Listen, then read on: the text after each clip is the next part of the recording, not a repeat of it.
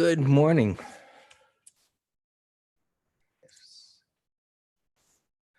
Okay. Hey, it's Monday again. We made it.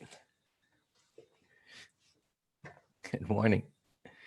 All right. So let's start off with gold here, which, oh boy, here we go. Had to mute that. Looks like it lost a little of its shine here, that pullback last week, and it continues. Once this thing broke this major support point, which is the swing low prior to the higher high, that becomes major support and our reference point of where a trend changes. So here's a little lesson on how you can simply define a trend, which is nothing more and towards an uptrend as higher highs and higher lows. And so once you have a low in place, and we just define that by 3 higher low bars to the left and the right, and it makes a higher high, we then have major support. I will be attending. Awesome, Robert. You'll enjoy it. That's a webinar I'm going to be doing for Festival of Traders, where they have other educators there. We'll drop the link in there. So I'm going to be doing that on Tuesday. I think my time is at 6:30 or 6:40 or so, where they give you, oh, Dan, by the way, they're giving us 40 minutes now instead of 30 minutes to present our best idea at light speed. Anyway, so the trend, you get a swing low, it goes up.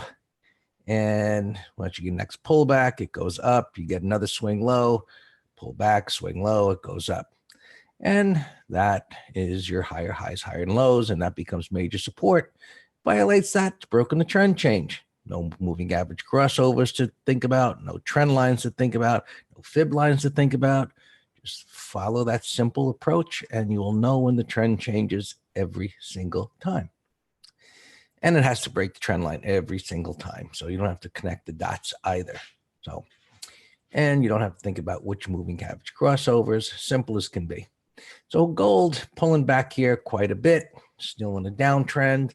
And if something's in a downtrend, you just reverse the procedure of what I just said to you. It's that simple. Putting together multiple time frames, that's a little bit more involved. And we had a big discussion on that last week, if you guys remember. It was a good one. So gold pulling back here was near resistance. We'll see what it does here. Oil chopping sideways and the possibility of an M top in place within this upward trend. So it hasn't violated the trend yet, crude oil. And interestingly, a lot of the oil sector stocks, which have been lagging, I think are going to bring up the rear. So look at the price action here. You got an uptrend. It's at resistance, which we know when prices come up to a resistance area, there's going to be sellers there. But rather than pull back here, it's going sideways. This is what I call absorbing supply. Supply meaning resistance, and there's sellers there. And so the demand, those buyers that are here, are absorbing that supply. In other words, I'm just giving you words to interpret what is bullish price action. Now, what really caught my eye here was Thursday, where it broke down. It was like, all right, here's where it's going to start to break lower at that resistance. And where it attempted to go higher right here, that turned into a topping tail bar. And then that followed through on Thursday. So the assumption was, there really was no other assumption. Well, I guess you say there's always an argument for a different one, but this pattern right here and this break under the lows and close under the lows opened up the door to a move down to that major support. Rather than do that, it gapped up on Friday and then it pushed higher and it even accelerated into the close on Friday. So that's caught my eye over the weekend. And this had been acting okay until Wednesday, Thursday, and it reversed that. So this failure type of pattern, and I focus a lot on failure patterns and what I call bar by bar analysis, is telling me that buyers still like these stocks and should try and take them higher. And while oil here had a down day on Friday, retesting that, it's just a sideways consolidation. So that's still looking pretty good. It's not near any really stiff resistance per se. And so now we'll see if it can just chop sideways here. And if it does, that's going to support those energy ETFs and energy stocks moving up.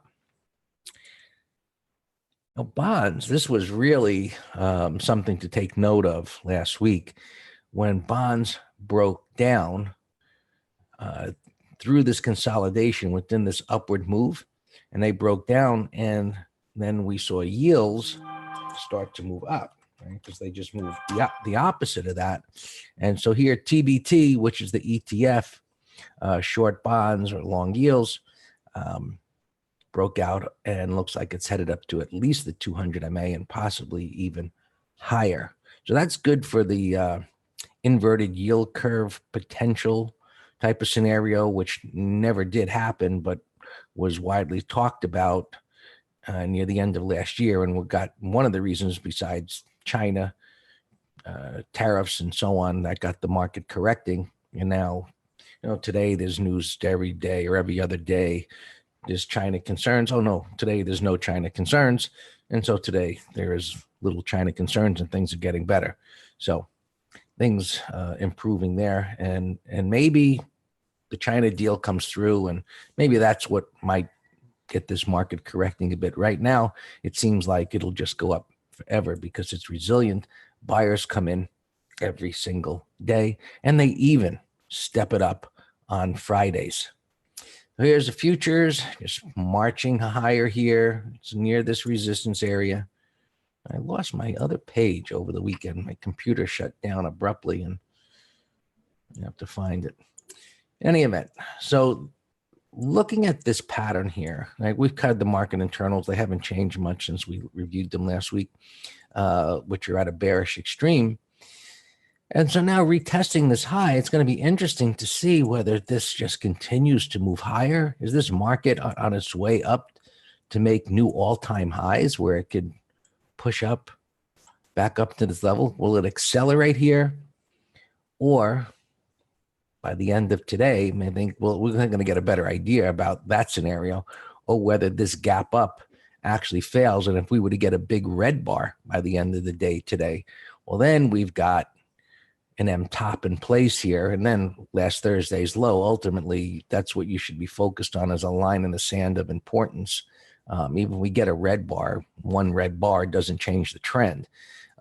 Depending on the depth of retracement into this green bar, that'd be pretty valuable information suggesting the break of that low. But we've got the whole day to see how this all plays out. Right now, markets are up. They dipped down a little bit. They're coming back up. They're in a little trading range, and we'll see where things go throughout the trading day. And Q's NASDAQ 100, we've got this consolidation at resistance. And this is what I was talking about with XLE. Not exactly the same, of course, but the concept is the same, is where prices come up to an area of resistance where sellers are going to be, and rather than pull back a price correction, they go sideways and they have what's called a time correction. And what's been happening here, like last week, the markets went pretty much absolutely nowhere. They gapped up on Monday, and you don't really see it here so much on the futures, but you can look at any of the ETFs and you see the gap up, and any gains that were had last week primarily came on Monday's gap higher at the open. And then the markets dipped down through the week. And then on Friday, buyers stepped up again, but they couldn't get prices above Monday's high. But we've got this consolidation with these narrow candle bodies and bottoming tail bars on when it tried to dip. And that's bullish. So, okay, markets are up a lot. They're at resistance. Market internals are screaming, caution, Will Robinson, and buyers just keep stepping up. Well, we're not going to get in front of them. And just because it should go down, we need to see a price pattern that confirms everything that should happen, and it's just not happening here, and why it appears at the moment that this market will go up forever. And we know it never does, and it's going to drag as many into it as it possibly can, and to commit at the worst possible time. And this price action here, certainly, unless it fails here relatively soon, it opens up the door to continuing to move higher, which just seems illogical. You could say, what is that, irrational exuberance, whatever it is. I say it is what it is, and it's not going down now until we get some type of price action where sellers are going to take control, and we just don't have that yet. And the Dow, well, not quite the same, but it's still below Monday's high, underperforming there, and we'll see if it can get through these highs or whether it's going to break down below last week's low. And just looking at the weekly charts, the weekly last week was the first time that we had some evidence of sellers taking control, where markets closed below their opening price. And Qs didn't, but look at that. I think they call that a hangman, where the opening close are about the same. After it gaps up, it tried to dip down and came back up again. You've got the spiders, the same type of pattern there. So we'll see if this week actually turns into be the reversal bar and we get a bearish pattern on the weeklies where they've been going up for multiple weeks, actually 9 weeks with higher lows. My research showed the best it's been able to do is 10 weeks with higher lows before a break. So whether it can do that this week, and that's followed,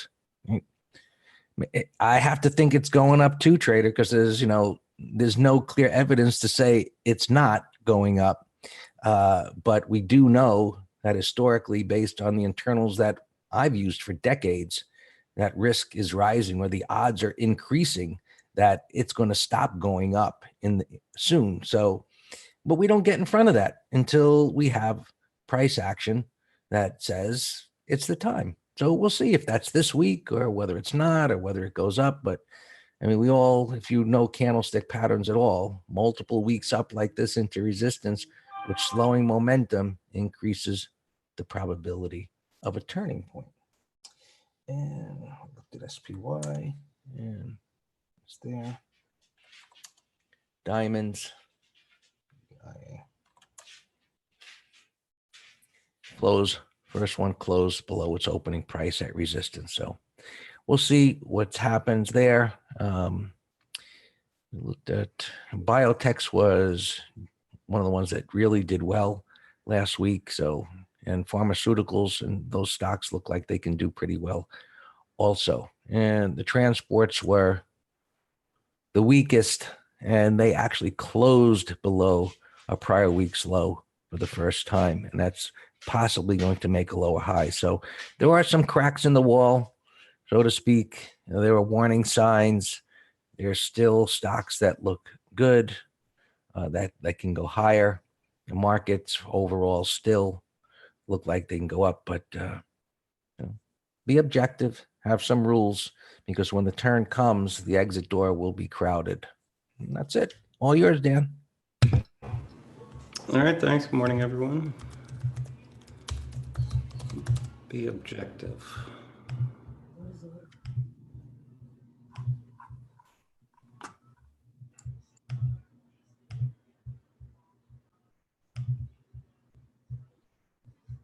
Yeah, look at this Amazon. We're in a put spread in both letters, and I was tempted to put this as a directional, as a debit spread. It looks great.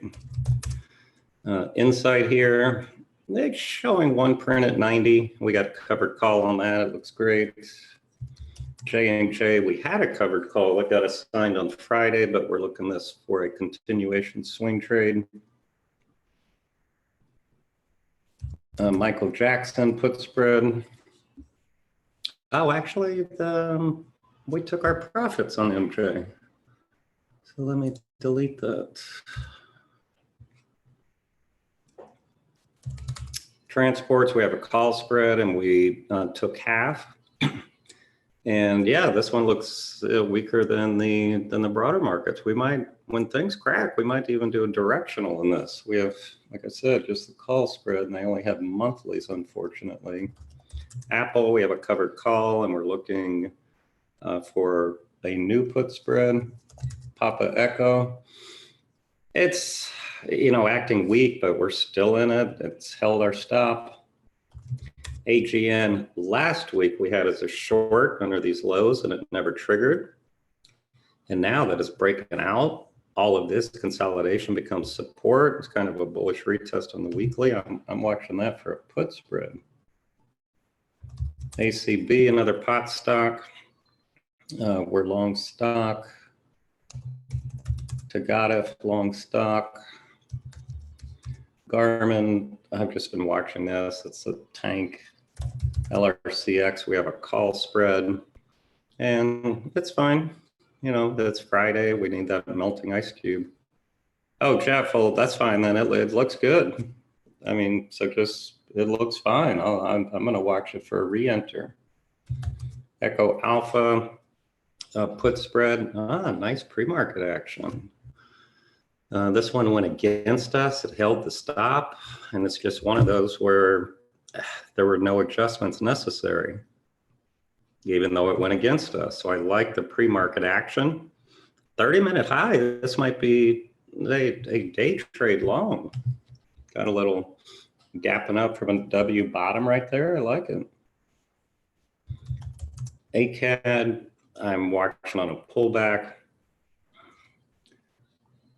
Newell, we're short stock, and it's gapping down. It looks good. I'll trail it after the market opens. TBT gapping down. We'll see if we can get a higher low, and then we'll, you know, keep an eye on that for a swing long. Spider, we have a call spread. I just sent it's gapping over our stop. You know, I've been saying Groundhog Day here for a month. Every sign of weakness just doesn't matter. It's going to close strong. That's Groundhog Day. Same daily activities. Tilray put spread. Zawo, I posted as a short on Friday. It didn't trigger, and so it's even better now. It's better because it's an inside day. No, Robert, no, the master trader stop rules. No. You never look at pre-market for taking stops. It's gapping when the market opens at 9:30. It's it's gapping to or over our stop, and so we do nothing for 30 minutes. That's just our general gap rule, but we'll keep an eye on it. I mean, if it looks like a directional long, then I'm not going to sit there in pain. You know, we might do half, 5-minute high. And, you know, I was actually looking at this over the weekend saying, could we convert this to a directional? And I mean, we could. And then, as Greg was saying, you know, risk to the longs, we just got to have a tighter stop is all.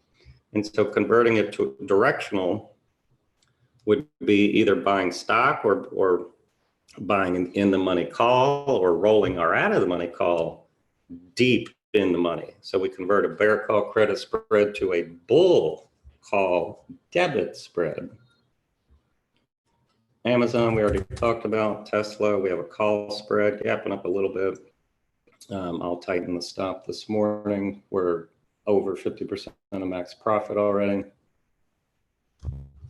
Zen, keeping an eye on this for a put spread. I think that's all opens. If I missed any, just shout them out. But I'm scanning on my minder there. Let's look at gappers. LNG, 67 bucks. Ooh. Hey, that ain't bad at all. That's going in a window right here.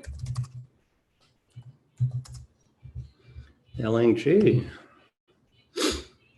This looks like a penny stock toy, 164. It might set up. Those are just day trade toys to me. Knight is a bio, 25 bucks. Gap's too big and it's a bio, no interest. PLCE. I don't think this is earnings. I read in the journal and saw on the news that they're buying somebody's brand from Gap or whatever. I don't know. I don't care. All I care about is there a tradable pattern, and that's a nasty gap. 83 bucks. There's a lot of support right there. Oh, it missed. Okay, so it was earnings. That's a nasty gap. If all of this was vertical, fluid moves up, then I would say, you know, it has room all the way down here to 70 bucks. So I don't know what it's going to do. Let's come back to that. Sierra Echo had a nice pro gap last Wednesday. Let's see, I remember saying it looked excessive to me at the time, but that's what happens when the bar continues to move and the chart resizes. Then you come back a few days later, 20–30% higher, and the gap doesn't look as big. But nevertheless, 2140. It's gapping, you know, that's a nasty gap now. This looks like another penny stock toy, 450. I got no interest in those. Oh, FISV. I did miss these. I thought I typed them over here. Oh, I did. I just missed them. All right, so Greg got us in FISV, swing, and hubs into the close. Those both look fine. Zen, we talked about. NBLX, we have this as a directional, nice 2-bar reversal here, breakout on the weekly. J&J we talked about. Pfizer's another one we like over the high. Workday. Some of these got clocked on earnings Friday, so if they can't bounce and maybe get a 1, 2, 3, I'm watching those. So these two, Autodesk and Workday, for a bear call spread or swing directional short if they can't bounce. Zallo I mentioned. Cron. Oh, that doesn't look bad. I like Cron. I'm gonna put that in the window.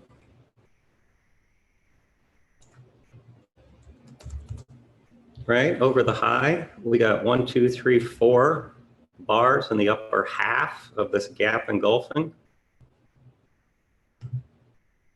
Here's some other pot stocks. Yeti, you know, I've been watching this for a while. Yeti's the cooler folks. You know, I never got an entry. Tilray put spread we got. Tesla we went over. Google, I was out yesterday afternoon, but I mentioned to you in the morning. I wanted to sell a put spread on this. Yeah, Robert Warrington got it also. And I looked at it again over the weekend, and it was only like 45 cents or something, but I still like Google. Put spread, maybe even day trade. Look at pre-market here, 15-minute chart. That's holding like a tank. Netflix, we've had on our list for a while.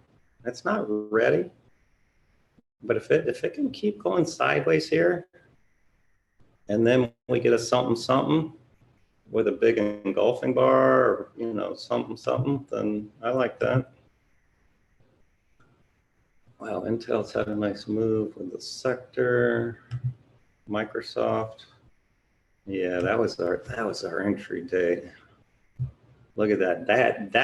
That close, you have the confidence to hold that overnight. That's a beautiful closing breakout. And then it gapped the next day, and we didn't chase it. But, you know, just look at the picture. And that, you study the picture and say, all right, next time I see that. Facebook up a little bit, but no pattern.